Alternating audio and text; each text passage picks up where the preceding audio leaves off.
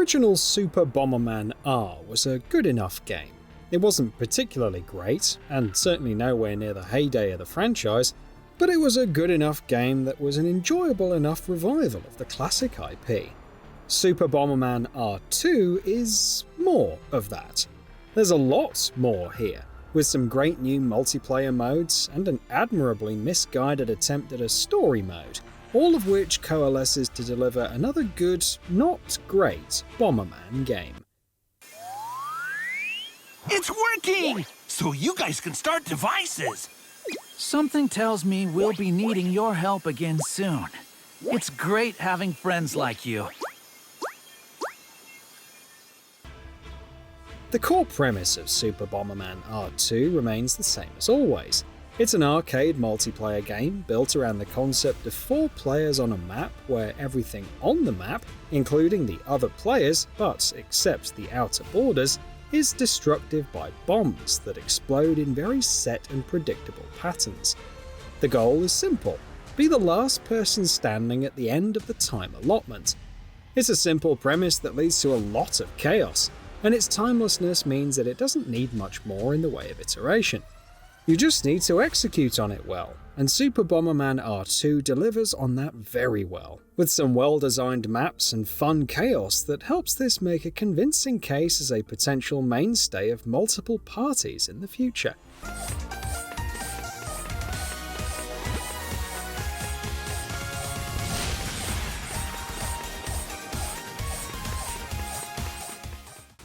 Which is not to say that Super Bomberman R2 doesn't try to iterate on the core premise regardless. There are multiple new modes on offer here, with one of the more successful attempts at tweaking the Bomberman formula being Battle 64, which is a 64-player battle royale that, rather than throwing 64 players onto the same map, smartly breaks it down into a sequence of quick-fire mini-matches that you have to keep winning to progress. This keeps things dynamic and emphasizes the fun party game style nature of the core gameplay, without overwhelming it with the chaos that having all the players on the same map would inevitably lead to. The other big new mode, which also sees some mileage in the story mode, which we'll get to in a minute, is the castle mode, which is a decidedly less successful attempt at mixing things up. The castle mode is an asynchronous mode, in which one player is the king who has to guard the objectives, while all the other players have to rush the castle and get to the objectives. This one never quite comes together. The king gets to utilize all sorts of gimmicks and machines on the map to keep the objectives he has to guard safe, and the other players need to make sure all other objectives are secured to win. Even if one is not, then the king still wins. I'm sure there will be people who will enjoy this mode for what it is, but for me it takes away from the purity of the core design, and the more successful iterations on it within the same game, such as Battle 64. Then there is the story mode. Yes, there is a story mode, and it is not the best. It wisely keeps a Saturday morning cartoon vibe and tone. No Bomberman Act Zero shenanigans here, don't worry. But the writing isn't very good, and feels tedious more than anything. And the voice acting's worse, making it not very enjoyable unless you're a younger player. And there's nothing wrong with that at all. However, there are several other games intended for younger players that still manage to be enjoyably written for many adult players, so it is worth noting if nothing else. The actual story, though, is completely forgettable.